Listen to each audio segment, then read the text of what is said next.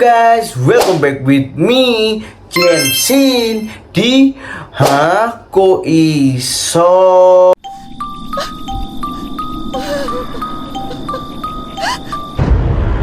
Hari ini aku mau membahas 5 teori konspirasi terbesar Kennedy. Jadi mayoritas orang Amerika tidak percaya bahwa Lee Harvey Oswald bertindak sendirian. Yuk langsung aja kita saksikan ceritanya. Tapi sebelum itu jangan lupa kalian pencet tombol like, comment, and subscribe biar aku lebih semangat lagi membuat video menarik buat kalian semua. Jadi sudah lebih dari 50 tahun setelah Presiden Kennedy dibunuh, mayoritas orang Amerika tampaknya lebih percaya pada teori konspirasi tentang kematiannya. Faktanya, 538 melaporkan bahwa 61% orang mengira kematian Kennedy melibatkan banyak pemain. Namun minggu ini bisa menjadi akhir bagi teori-teori tersebut. Hari ini sekitar 3.600 dokumen yang sebelumnya dirahasiakan terkait pembunuhan Kennedy akan dipublikasikan untuk pertama kalinya. Dan informasi yang tersimpan dalam berkas-berkas ini dapat membantah rumor yang paling tidak masuk akal sekalipun. Ada juga menurut Time, sayangnya, kumpulan wawancara dan dokumen lainnya mungkin tidak akan begitu mengungkap. Sebagian besar informasi yang akan diungkapkan diklasifikasikan sebagai tidak dianggap relevan dengan pembunuhan tersebut ketika Dewan Peninjau pertama kali bertemu pada tahun 1990-an. Meskipun demikian, para sejarawan dan penggemar berat Kennedy pastinya masih akan meneliti dokumen-dokumen ini, mencari petunjuk apapun yang dapat membantu mengungkap salah satu kejahatan yang paling terkenal di abad ini. Sementara itu, berikut adalah teori konspirasi yang paling bertahan lama tentang pembunuhan JFK. Jadi, teori konspirasi pertama, Bukit Berumput. Pada tahun 1964, Komisi Warren menyimpulkan bahwa Lee Harvey Oswald bertindak sendiri dan bahwa Jack Ruby juga bertindak sendiri ketika ia membunuh Oswald 2 hari kemudian. Tetapi kebanyakan orang tampaknya tidak menerima bahwa pembunuhan ini merupakan pembunuhan seorang pria bersenjata. Ya, nggak mungkin lah, apalagi seorang presiden, ya kan? Seorang presiden itu pasti dikawal, ya kan? Gak mungkin satu orang bisa membunuh presiden. Apalagi kan ketika kalian bisa lihat ya di TV-TV atau dimanapun atau di media apapun lah, kayak contohnya Pak Jokowi atau Donald Trump, itu pasti dikawal oleh bodyguard. DPR mungkin sebagian bertanggung jawab atas teori konspirasi yang bertahan lama ini. Pada tahun 1976, panitia khusus pembunuhan yang menyelidiki kembali pembunuhan JFK dan Martin Luther King Jr. menyimpulkan bahwa mungkin ada penembak 2 jitu di Bukit Berumput, sebuah bukit yang menghadap ke lokasi tempat Kennedy dibunuh dalam iring-iringan mobilnya. Sumpah sih, yang bunuh ini bukan orang biasa, pasti penembak jitu yang handal. Gila, bisa membunuh seorang presiden, apalagi kayak di mobil gitu kan, kayak Pada tahun 1982, komite lain memeriksa bukti tersebut. Komite akustik balistik dari Akademi Ilmu Pengetahuan Nasional menemukan bahwa data akustik yang dapat diandalkan tidak mendukung kesimpulan bahwa ada penembak kedua. Namun teori itu tetap hidup. Tapi jujur aja, kalau menurutku ya, itu nggak masuk akal. Tapi kalau menurut kalian gimana? Teori konspirasi kedua, ada pria yang memakai payung. Mengapa seorang membawa payung di hari yang sangat cerah?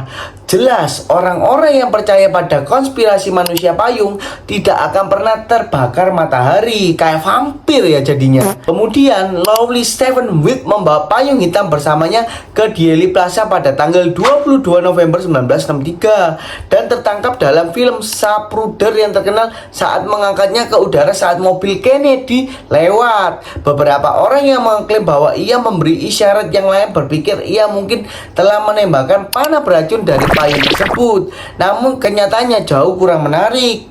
Sumpah, kalau ini lebih gak masuk akal guys. Karena kenapa? Masa ya dari payung, apalagi presiden ya kan, seorang presiden naik mobil bisa tertancap racun, apalagi kan racunnya di luar, mobilnya di dalam. Gak mungkin lah, ini udah gak masuk akal banget. Tapi kalau menurut kalian gimana? Ada juga wawancara dengan Witt pada tahun 1978. Ia mengungkapkan bahwa ia hanya ingin mengejek presiden. Rupanya Witt, seorang rekan konservatif, telah mendengar bahwa payung merupakan titik lemah keluarga Kennedy karena hubungannya dalam Perdana Menteri Inggris Neville Chamberlain yang seperti ayah JFK Joseph Kennedy mendukung perdamaian sebelum Perang Dunia Kedua. Ya, tapi menurutku gak masuk akal sih, sumpah. Teori konspirasi ketiga, penyerangan itu adalah serangan massa. Keluarga Kennedy tidak asing dengan kejahatan terorganisasi. Bahkan beberapa orang percaya mafia membantu JFK mencuri pemilu pada tahun 1960 dengan mengamankan suara di negara bagian penting Illinois. Namun teori konspirasi lain menyebutkan bahwa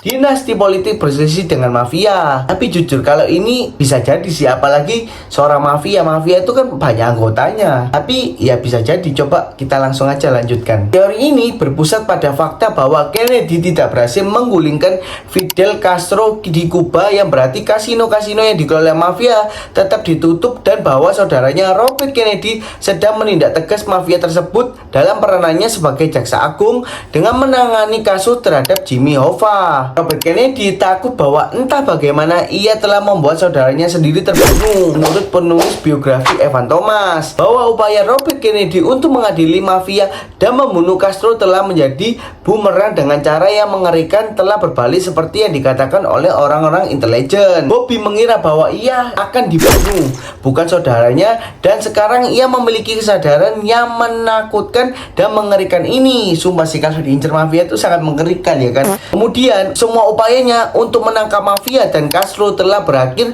dengan cara yang mengerikan dan menghantui keluarganya dan mengakibatkan kematian presiden saudaranya. Yang keempat, pemerintah melakukannya. Mungkin teori yang paling menakutkan yang beredar adalah bahwa pembunuhan Kennedy merupakan pekerjaan orang dalam. Menurut penulis biografi Philip Shannon, itulah pikiran pertama Poppy. Tampaknya kejurikan pertama Poppy Kennedy adalah bahwa itu adalah elemen dari CIA. kata Philip Shannon kepada NBC News. Namun setelah pertemuan dengan direktur CIA John M. Sisson, Kennedy berubah berpikiran. Menurutnya publik lebih sulit dipengaruhi. Tentu saja organisasi yang diselimuti kerahasiaan dan memiliki motif pemimpin CIA sangat marah pada Kennedy atas invasi Teluk Babi.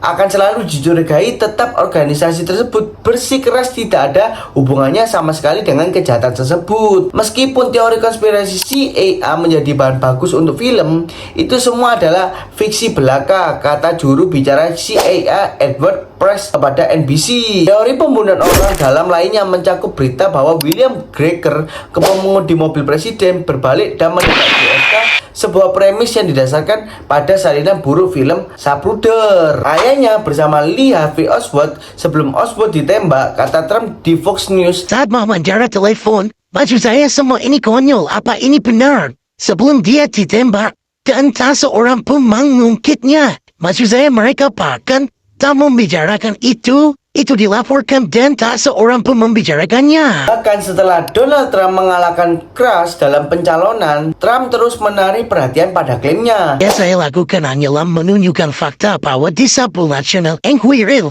ada foto dirinya Rafael Creston Lee Harvey Oswald yang kilat dan sarapan, kata Donald Trump saat memberikan sambutan di Cleveland, Ohio. Adapun mengapa Donald Trump merujuk National Enquirer sebagai berita yang bereputasi baik, mungkin ada hubungannya dengan fakta bahwa teman baik Trump, David Packer, memiliki tabloid tersebut. Dan seperti yang dikatakan Presiden, ini adalah masalah sejujurnya dalam banyak hal. Harus sama dihormati. Mereka juga OG. Mereka punya John Edwards. Mereka punya ini maksud saya. Jika itu adalah New York Times, mereka akan mendapatkan hadiah Pulitzer untuk laporan mereka. Dari 5 teori konspirasi tersebut, menurut aku yang lebih masuk akal adalah teori konspirasi ketiga sama 4 sama 5, karena lebih dekat dengan cara pembunuhan John F. Kennedy. Buat kalian yang baru bergabung, atau mungkin yang baru nonton, atau mungkin yang sudah bergabung di channel aku, jangan lupa kalian terus dukung channel aku dengan kalian pencet tombol like, comment, and subscribe, biar aku bisa lebih semangat lagi membuat konten dan memberikan konten-konten menarik lainnya buat kalian semua. Bye bye.